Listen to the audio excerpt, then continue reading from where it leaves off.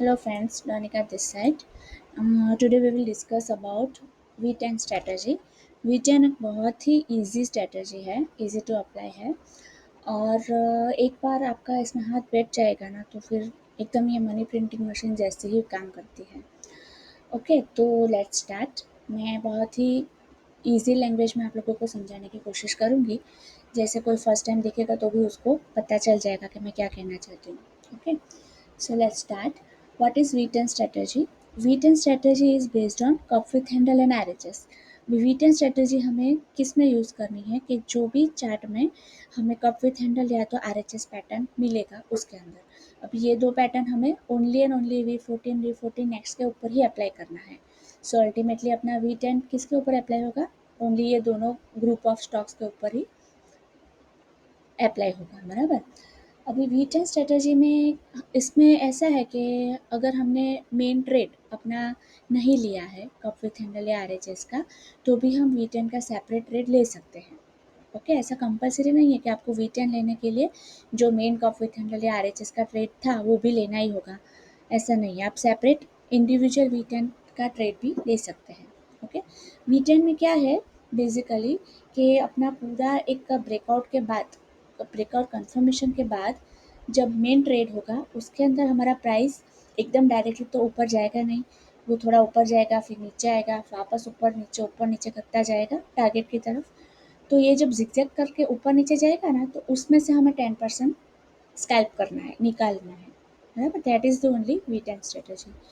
तो इसका डेफिनेशन अगर हम बोले तो ये ऐसा होगा, V10 is buy whenever there is a fall of 10% from the intermediate high and sell at the point from where it fell.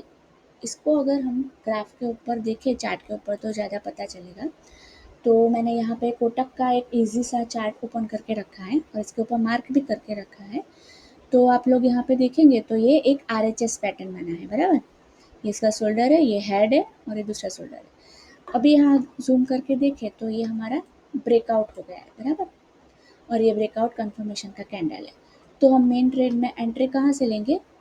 Confirmation के बाद दूसरे दिन पे, बराबर। नहीं तो फिर रीटेस्ट पे, वो अलग है, बराबर। अगर हम लोग ऐसे ही देख लें कि हमने यहाँ पे एंट्री लिया तो यहाँ से लेके यहाँ तक ये हमारा टारगेट होगा। मैं इसको मार्क कर लेती हूँ ताकि आइडिया आए, बराबर। अप्रोक्सीमेटली ये 2173 हमारा टारगेट हुआ। हम एंट्री यहाँ से लेंगे, बराबर।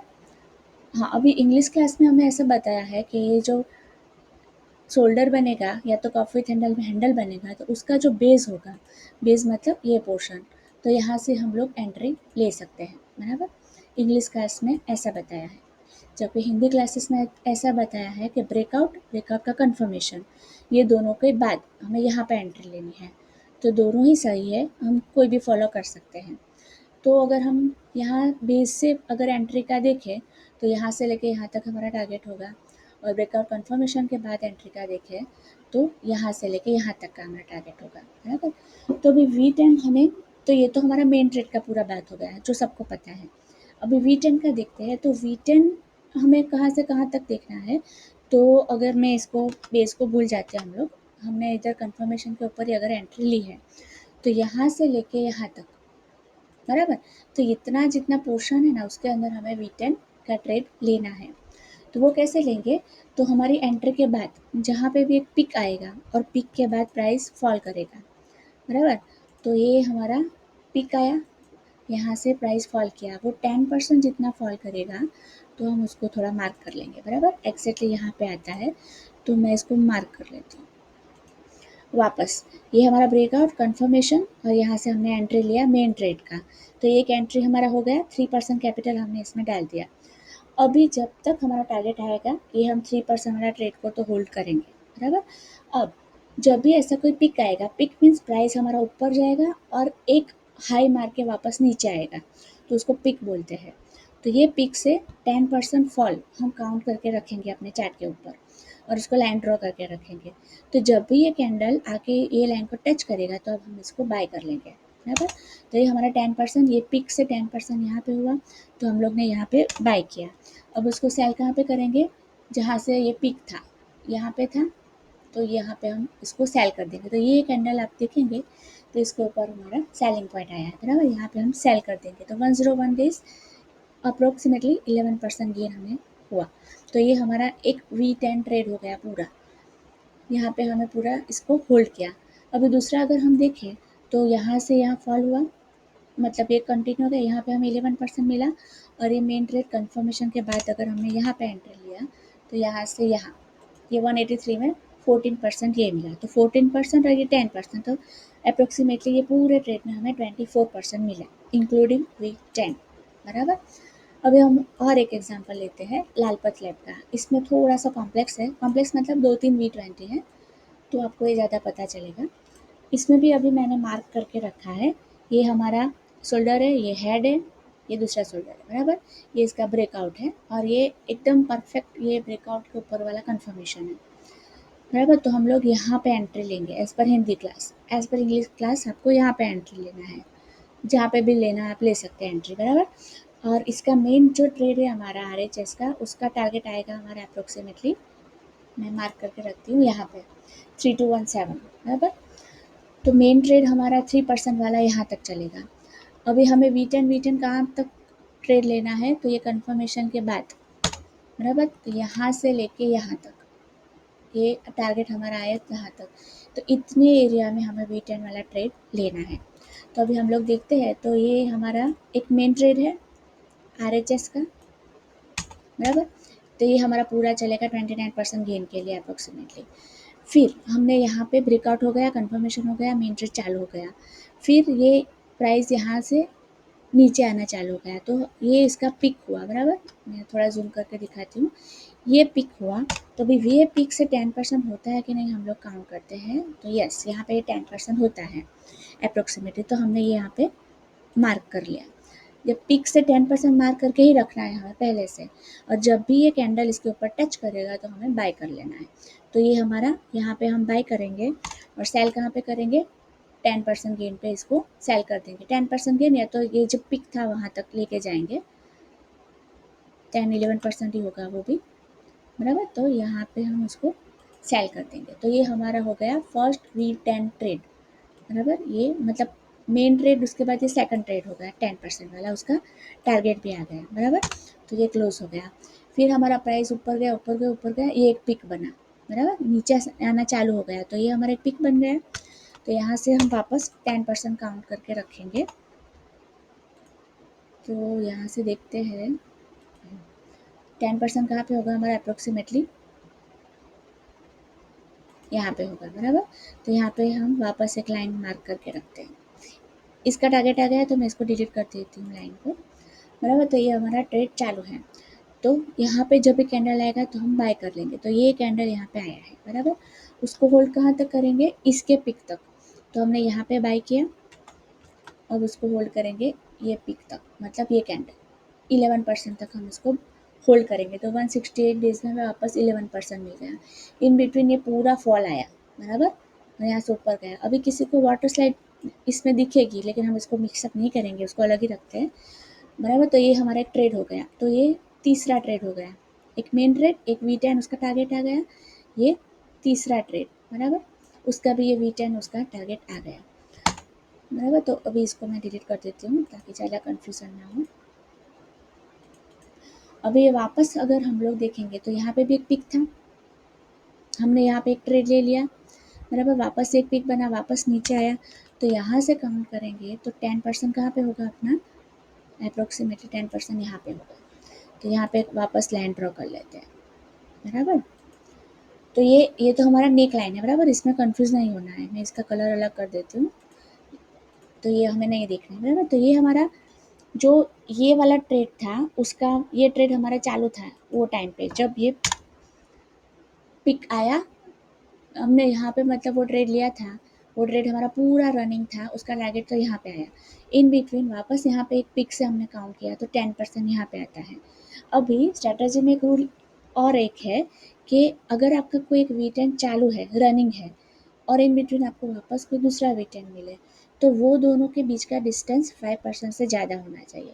तो ये एक लाइन हमने ड्रॉ करके रखी थी बाइंग वाली बराबर, और हमें ये दूसरा पिक मिला, पिक से 10% हमने ये लाइन ड्रॉ की, तो अब ये 2 लाइन के बीच का डिस्टेंस 5% से ज़्यादा होना चाहिए, तो इसमें नहीं है, तो ये लाइन को हम कंसिडर नहीं करेंगे, बराबर। ये V10 हम लोग नहीं लेंगे। तो क्या कर सकते हैं हम दूसरा, या तो हम ये एक को ही रनिंग रखेंगे, यहाँ पे सेल करेंगे, अदरवाइज ये एक हमारे पिक से हमने 10% गिना, 10 की जगह हम 15% गिन सकते हैं, बराबर। अगर हमारा नसीब हुआ तो हमें इतना फॉल मिल जाएगा, तो इसमें है ज़्यादा फॉल, तो ये यहाँ पे हमने लाइन ड्रॉ कर लिया वापस नेक्स्ट V10 के लिए।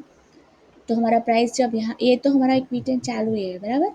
ये हमने वापस फॉल से 15% ले लिया, क्योंकि वो 10 वाला 5% का डिस्टेंस वाला कंडीशन मैच नहीं कर रहा था इसके लिए।